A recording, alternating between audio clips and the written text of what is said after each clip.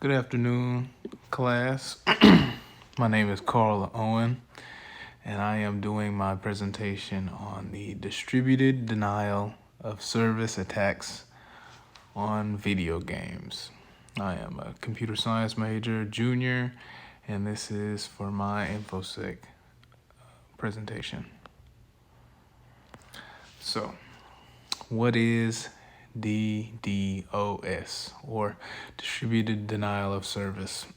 By definition, DDoS is a cybercrime and a malicious attempt to disrupt the normal traffic of whatever server/service or network the cybercriminal targets by simply overwhelming or flooding the target server with internet traffic or its surrounding infrastructure.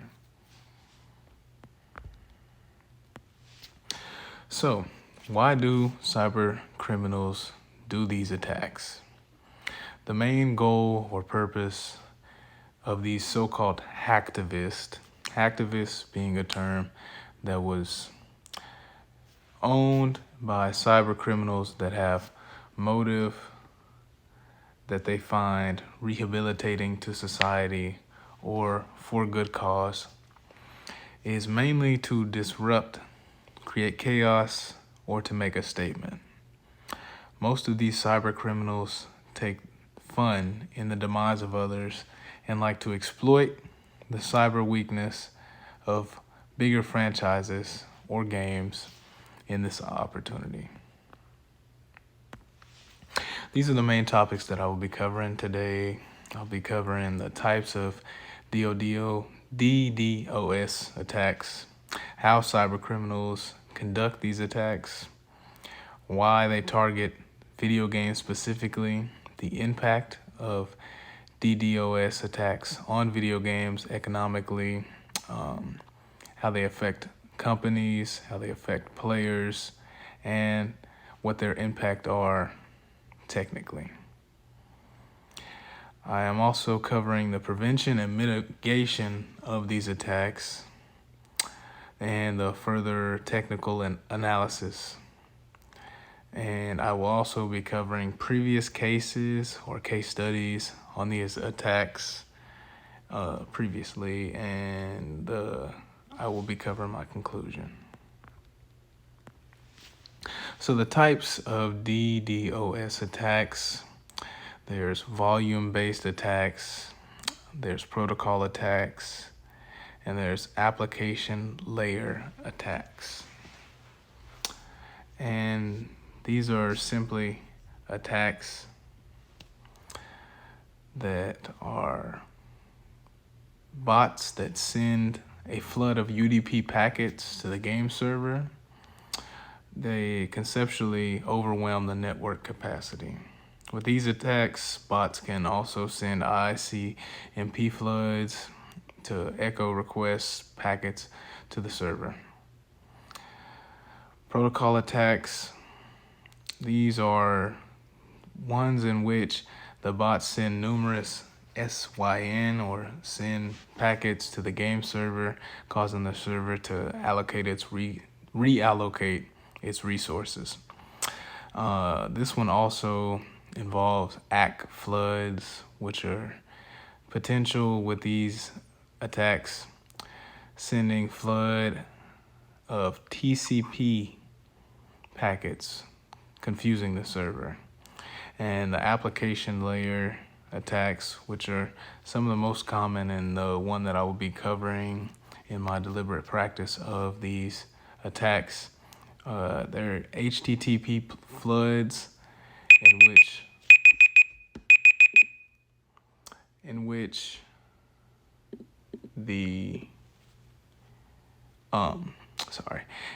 bots send a flood of HTTP requests, and they send them to the game servers, overwhelming the server's ability to respond to legitimate requests. And legitimate requests are just requests that are being used by actual users of the game with intent and purpose of using the game, not as of a criminal, which is having intent or request to intentionally disrupt the functions of the game. Now, simply put, how do these cyber criminals conduct these attacks? First, they plan and they identify a target. For the concept of my presentation, we'll just say that they're selecting a multiplayer game that has a large fan base or large base of players. The attacker chooses a target based on their motives, whether that be financial gain or political reasons, whether they're reaching out to obtain a ransom or of some sort of that nature. The attacker, after finding their target, they build a botnet. A botnet is essentially a network comprised of computers that are controlled remotely. The botnets infect the user's device with malware that uses systems' own web browsers to divert the normal traffic to certain disruptions. The attacker sends the malware in this explanation of a botnet. This is a visual representation. The attacker sends the malware to the botnet, or they are also termed as zombies because they do all the work for the attacker. And they basically recruit other botnets to become a larger element of a cyber terror that inhabits and disrupts the chain of victims. In this case, that would be the game server, which is the victim, and also the players of the game. And just simply put, it's just a visual representation. As you can see that the chain of flow, that the attacker does become the bot coordinator, and they send up commands to the botnet. They tell it when to connect, when to attack, where to attack, and they are specific with in detail of the timing, because timing really matters when you're conducting one of these attacks. Now, breaking it down even further, command and control, that's just when the cyber criminal uses a command and control server to send instructions to the botnet. As I was saying earlier, they are told how and when to attack and how to act. Launching the attack, the attacker commands the bots to send traffic to the game server, carefully timed for maximum disruption. Bots send a massive amount of data to the server. It saturates the bandwidth to prevent a legitimate access to the players. As I spoke before on the legitimate access of players, bots will exploit the weakness of the server. And as I was discussing before with the application layer traffic, bots will send requests to the application layer, such as the HTTP request of the game's interface. And this is just furthering how they conduct these tests. The attacker then distributes the malware into the normal traffic through, phishing emails or just malicious downloads, or any way that they can infect the normal traffic of these users' device. Once the malware is installed, it's connected to the CNC, the Command and Control Center server, and it's simply controlled by the attacker. The malware just further recruits, as I said before, into a larger pool of infected devices. And these are some of the attack techniques. As I said before, you can choose from any of the type of attacks that I discussed earlier. To maintain the attack, they just continuously adjust their own botnets that they have to keep a high volume of their attack. Stopping the attack when they stop their attack, they will use proxy servers or anonymizing networks to hide their true identity from the public. This is after achieving, obviously, their goal, whether that be financial gain or just a social construct, or just to show that they actually can do this and that they will do it if given the opportunity, which is a lot of ploy on what these attackers do.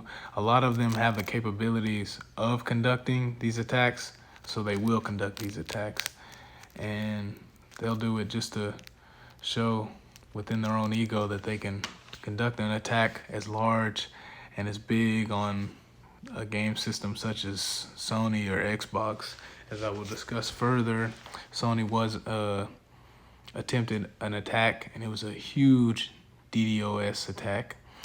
In this visual representation, you can see the zombies on the left-hand corner and the victims and the victim server on the right-hand side, and on the bottom left-hand side, they connect via the internet, and they connect onward through to the target server, which would be a multiplayer game in this sense.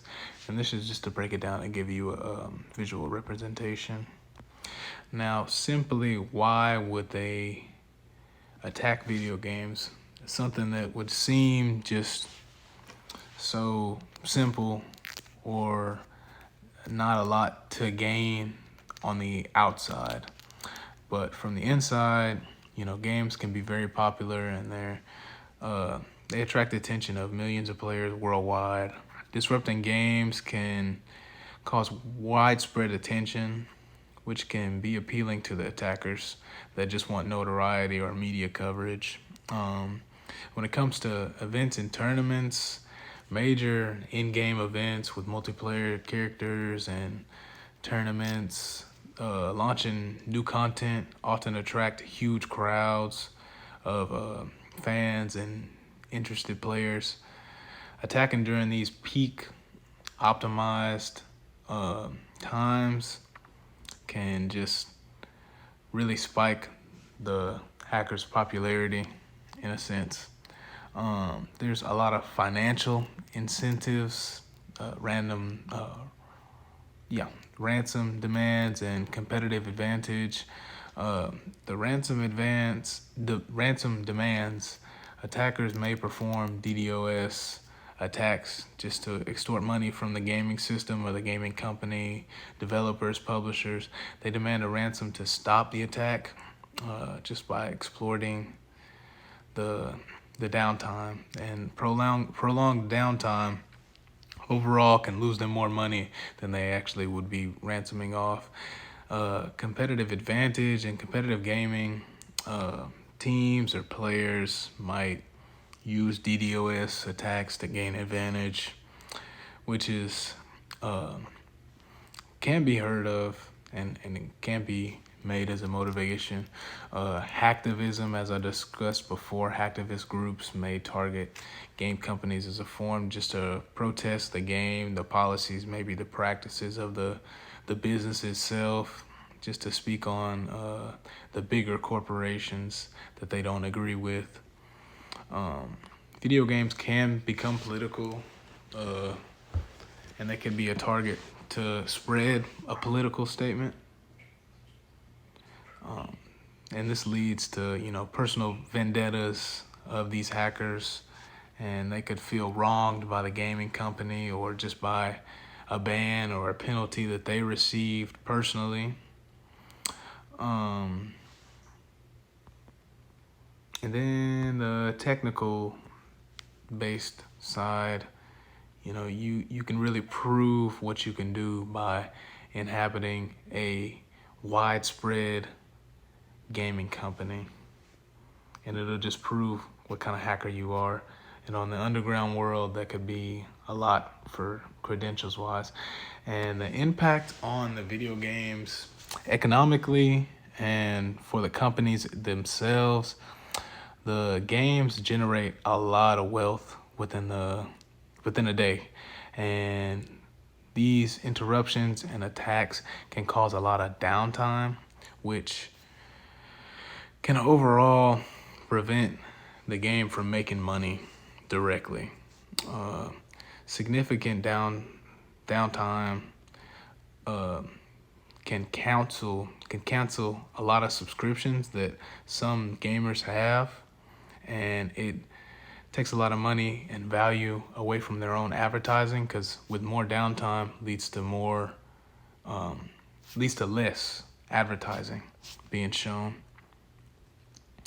Cost of mitigation, that's another one. Cost of mitigation, just implementing immediate action and long-lasting action can cost a lot of money. Compensation towards players. Players are affected as well, and they do give money into the game. They have to buy the games. They have to, subscribe if they want to be valued players. So they needed to be compensated in many cases, as there are cases of this actually happening, as I will discuss later with PlayStation. And then there's just effects on the company, and obviously, they lose credibility. They lose their reputation, their perception in the media. These prolonged DDoS attacks damage the company's reputation and just lead to a negative light in the public. Players will not continue to come back to this game if they know that it's an unsafe environment. Impact on the video games, technically, on the technical side, there's a huge impact as servers are uploaded. There's a flood of malicious traffic that overwhelms the servers and leads to crashes and severe permanent degradation. And there's exploitation of the server itself. DDoS attacks can reveal existing vulnerabilities and just weak infrastructure and network architecture, prompting for the need to immediate patch and reinforcement of the server. Corruption of the data. Sudden servers crash and can result in data corruption, potentially leading to the loss of players' progress, which is outrageous for a player. And that goes on to the impact of the video game players. The downtime doesn't allow them to access the game, and they lose progress, and they just continuously lose their competitive advantage. In this day and age, people can go to social media and then, the whole company, a reputable company, can be tore down just within a day, just from being hacked, simply just from being overrun with the server, and it lead to the wrong people being affected. There's big time gamers who their progress really matters, and it makes them a lot of money. So them being affected would in turn make them affect the company even further. Then I'm gonna go on to mitigation and prevention of these attacks. There are many immediate responses. Intrusion of prevention systems, IPS. It deploys IPS to detect and block malicious traffic based on predefined rules and patterns set in place. Firewalls are also a good way to filter and monitor HTTP traffic, which is one of the main application layer attacks. And the connection rate limiting implements limits on the number of connections a single IP address can make, which is how these attacks are made, through a single IP address, which is also, very covered up after they do these attacks. Most of these people do a good job at covering their tracks. There's also IP blacklisting and whitelisting. Blacklisting being the block of IP addresses known to be associated with malice intent. Whitelisting allowing only trusted IP addresses.